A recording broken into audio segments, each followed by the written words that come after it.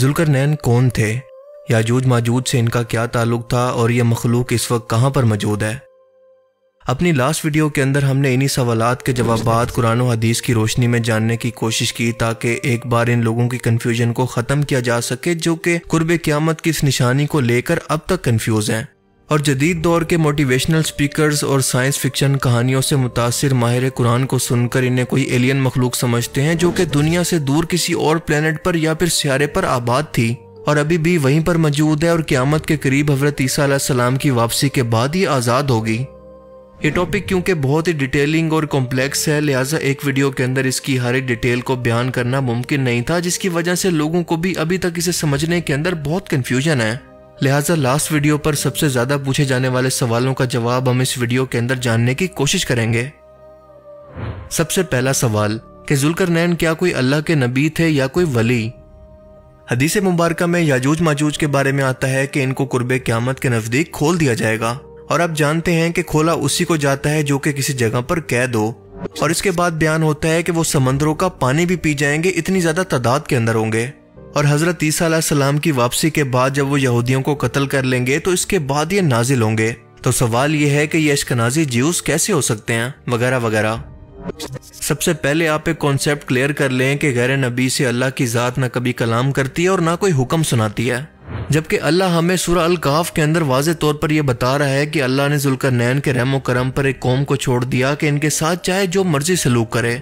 अब इस बात के दो मतलब हो सकते हैं। पहला तो ये कि वो वलीउल्लाह थे और अल्लाह ताला इनके सिर्फ अमल को बयान कर रहा है कि उन्होंने ऐसा अल्लाह की मर्जी से किया, अल्लाह ने इनको पैगंबरों की तरह कोई वही नहीं की थी, इसलिए वो वलीउल्लाह थे ना कि नबी। और दूसरा मतलब ये हो सकता है कि अल्लाह ताला ने खुद इनको हुक्म सुनाया जो कि नबियों की खासियत होती है, यानी अल्लाह ताला की तरफ से डायरेक्ट एक मैसेज पहुंचाना, वही लाने वाले फरिश्ते हज़रत जिब्राइल अलैहिस्सलाम के थ्रू। लेकिन कमेंट सेक्शन के अंदर लोग बज़िद थे कि वो वलीउल्लाह थे ना कि नबी। सो अगर ये मान लिया जाए कि वो नबी नहीं थे तो मेरा सवाल ये है कि क्या एक वलीउल्लाह को अल्लाह ताला ये ताकत दे सकता है कि वो अपनी फौज, अपने हथियारों और अपनी सवारी समेत आसमान में जाकर किसी और सियारे की मखलूक से मिले और इन्हें वहां पर कैद करके जमीन पर वापस भी आ जाए? आई मीन इस तरह की ताकत तो किसी पैगंबर को या किसी रसूल को भी नहीं दी गई। रसूलुल्लाह सल्लल्लाहु अलैहि वसल्लम को भी सफरे मेराज रूहानी और जिस्मानी तौर पर करवाई गई, मगर वो कोई अपनी जंगी फौज और अपने साथ साजो सामान लेकर खला में नहीं गए। हजरत सुलेमान को भी हवा पर कंट्रोल दिया गया, जिन्नात पर हुक्मरानी अता की गई, लेकिन इतनी बड़ी ताकत और मौजज़ात इनके बारे में भी बयान नहीं होते। सो इसका मतलब तो ये हुआ कि लोग एक वलीउल्लाह की ताकत को नबी से भी बढ़ाना चाहते हैं। ये कैसे मुमकिन हुआ कि बिना किसी स्पेस सूट के, किसी स्पेस शटल और साइंस के इल्म के बगैर किसी दूसरे सियारे पर लैंड किया जाए और ये सब करने के बाद वहां से बाहिफाजत वापस भी जमीन पर लैंड कर लिया जाए?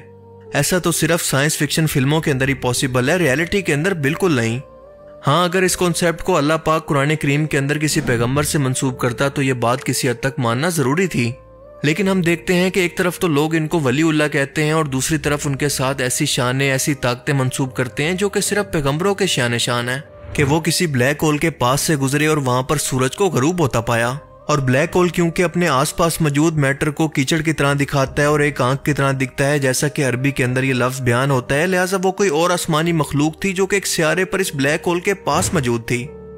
ये दावा करने वाले लोगों को इतना भी नहीं पता कि ब्लैक होल अपने अंदर हजारों लाखों किलोमीटर तक कितनी शदीद ग्रेविटी रखते हैं और अपने आसपास मौजूद हर चीज को अपने अंदर खींच लेते हैं। सो लॉजिकली स्पीकिंग, अगर वो ब्लैक होल इस सूरज को निगल रहा था तो ये प्लेनेट जहां पर याजूज माजूज मौजूद थे इसकी ग्रेविटी से कैसे बच गया? और इसीलिए जुल्करनैन की पर्सनैलिटी काफी पुरस्कार है, क्योंकि कुछ उलमा तो इनको नबी मानते हैं, क्योंकि सूरह अल कहफ के अंदर इनके जिक्र के दौरान ऐसा लगता है कि अल्लाह ताला इनको इनके सफर की हिदायत दे रहा है, जबकि कुछ जगहों पर यह गुंजाइश निकाली जा सकती है कि अल्लाह ताला सिर्फ उनके सफर का हाल बयान कर रहा है। बनी इसराइल कौम को जब बख्त नसर बादशाह ने कैद किया था तो इसी दौरान बाबुल के अंदर इनके दरमियान हज़रत उज़ैर अलैहिस्सलाम भी मौजूद थे, जिन्हें बाद में बनी इसराइल ने अल्लाह का बेटा बना दिया, क्योंकि वो और उनका गधा 100 साल के बाद एक गार के अंदर सोकर दोबारा जिंदा हुए, जो कि इनका बहुत बड़ा मौजज़ा था। सो ये भी मुमकिन है कि ईरान की सरजमीन पर उस कौम की हिदायत के लिए जो कि वहां पर मौजूद थी एक और पैगंबर जुल्करनैन की सूरत में मौजूद हो, या फिर यह भी मुमकिन है कि वो अल्लाह के सिर्फ कोई वली हों। इस मामले में उलमा कराम के दरमियान कोई इत्तफाक नहीं है और ना ही इस बहस से कोई फर्क पड़ता है। फर्क ये पड़ता है कि किसी पैगंबर के लिए भी बिना किसी मीडियम के आसमानी सफर मुमकिन नहीं, क्योंकि हज़रत सुलेमान अलैहिस्सलाम भी एक कश्ती पर अपने लोगों के साथ हवा के सहारे सफर किया करते हैं, लेकिन जुल्करनैन के बारे में ऐसा कुछ इशारों में भी कहीं पर बयान नहीं होता। सो मोरल ऑफ द स्टोरी के इस बात से कोई फर्क नहीं पड़ता कि वो पैगंबर थे या फिर कोई वलीउल्लाह। फर्क इस बात से पड़ता है कि ये सफर आसमानी नहीं बल्कि जमीनी ही था और दुनिया के 3 कोनों की तरफ था, जैसा कि पहले की वीडियो के अंदर हमने डिटेल से इस बारे में जाना। एक और सवाल कि हमने जाना कि जुल्करनैन ने इस दीवार को बनाने के लिए लोहे और तांबे का इस्तेमाल किया, लेकिन हम देखते हैं कि इस दीवार को पत्थरों से बनाया गया। पहली बात तो यह है कि कुरान करीम की आयत के अंदर ये जिक्र कहीं पर मौजूद नहीं है कि पूरी दीवार को लोहे और तांबे से बनाया गया था, बल्कि इस चीज का जिक्र है कि इसको बनाने के अंदर लोहे और तांबे की शीटों का इस्तेमाल किया, जो कि इसकी कंस्ट्रक्शन के दौरान किसी भी जगह पर इस्तेमाल हो सकती हैं। ये बात ओवरऑल इस बिल्डिंग को बनाने के लिए नहीं की गई, और ऐसा इसलिए किया गया क्योंकि इस किले की दीवारों के बिल्कुल सामने बहरा खिजर या फिर कैस्पियन सी मौजूद है, जहां से आने वाली नमी इन दरवाजों को गला सकती थी।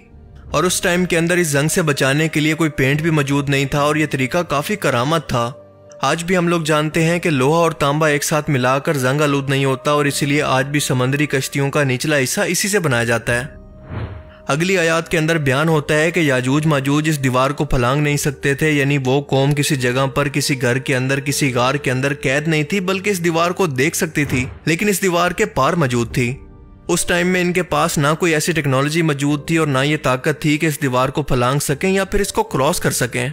लेकिन रसूलुल्लाह सल्लल्लाहु अलैहि वसल्लम के दौर के अंदर हदीस मुबारका के मुताबिक जब आपने फरमाया कि आज याजूज माजूज की दीवार के अंदर इतना बड़ा सुराख हो चुका है और अपनी उंगली और अंगूठे से हल्का बनाकर कहा कि अरबों के लिए फितने का आगाज हो गया है, तब ये कौम इस टेक्नोलॉजी को हासिल करने के बाद पहली मर्तबा इस दीवार के अंदर सुराख कर चुकी थी, यानी वहां से आजाद हो गई।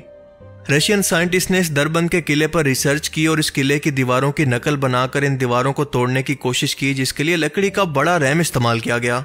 हैरत अंगेज तौर पर इस दीवार के अंदर इस रैम से हिट करने के बाद इसके अंदर जो पहला सुराख हुआ वो बिल्कुल ऐसा था जैसे गोल सुराख, जैसा कि हदीस मुबारका के अंदर रसूल पाक सल्लल्लाहु अलैहि वसल्लम ने अपने अंगूठे और उंगली से बनाकर बताया था।